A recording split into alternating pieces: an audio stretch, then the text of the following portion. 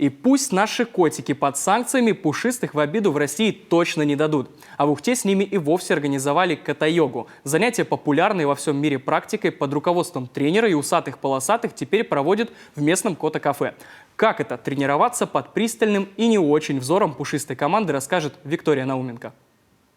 Ухтинское кота-кафе уникальное, единственное в республике Коми. С недавних пор здесь можно совместить сразу два расслабляющих занятия – общение с котиками и йогу. Тихая расслабляющая музыка, легкий полумрак, полезные несложные упражнения под руководством квалифицированного наставника и пушистые наблюдатели у самых ног. Общение с животными само по себе терапия, в сочетании с йогой расслабляющий эффект мощнее, говорит тренер. Задача этого щадящего комплекса для всех – именно расслабление. Все делаем по мере своих сил, не до боли, до приятных ощущений.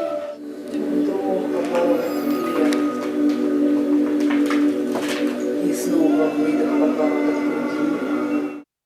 Во время занятия котики с удовольствием располагаются на ковриках рядом с посетителями, следят за ними с подоконников, ступенек, иногда дают себя погладить. Ухтинское кота-кафе существует почти 3 года, а вот занятия кота-йогой здесь проводят только месяц.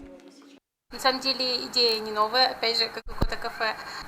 Мы увидели это в другом городе, в другом кота-кафе, и мы еще на самом деле, еще как только мы открылись, хотели это осуществить, сделать, но, к сожалению, проблема была с тренерами. Вот, и так получилось в этот раз, что наш тренер оказался, ну, точнее, администратор, который к нам устроился работать, оказался еще и тренером по йоге.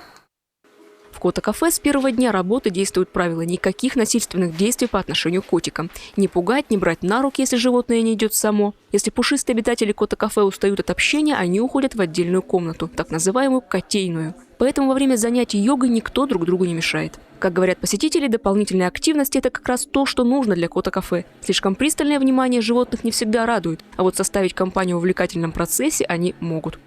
Интересно на самом деле. А насчет того, как к котикам именно ходить, котики иногда все равно дрыхнут, либо своими делами занимаются. Тут больше лучше идти с намерением именно с компанией, а не именно как к котам. Занятия кота-йогой пользуются большой популярностью у горожан. Сначала их проводили 1 раз в неделю, по субботам. Но группы небольшие, чтобы попали все желающие, пришлось по просьбам посетителей организовать еще одну группу по средам. Руководство и котики не против. Ведь одна из главных задач кота-кафе – найти его пушистым обитателям хозяев. Все животные из передержек. И чем больше посетителей, тем больше потенциальных хозяев для пушистиков. Виктория Науменко, Павел Лагутин, телеканал Юрган, Ухта.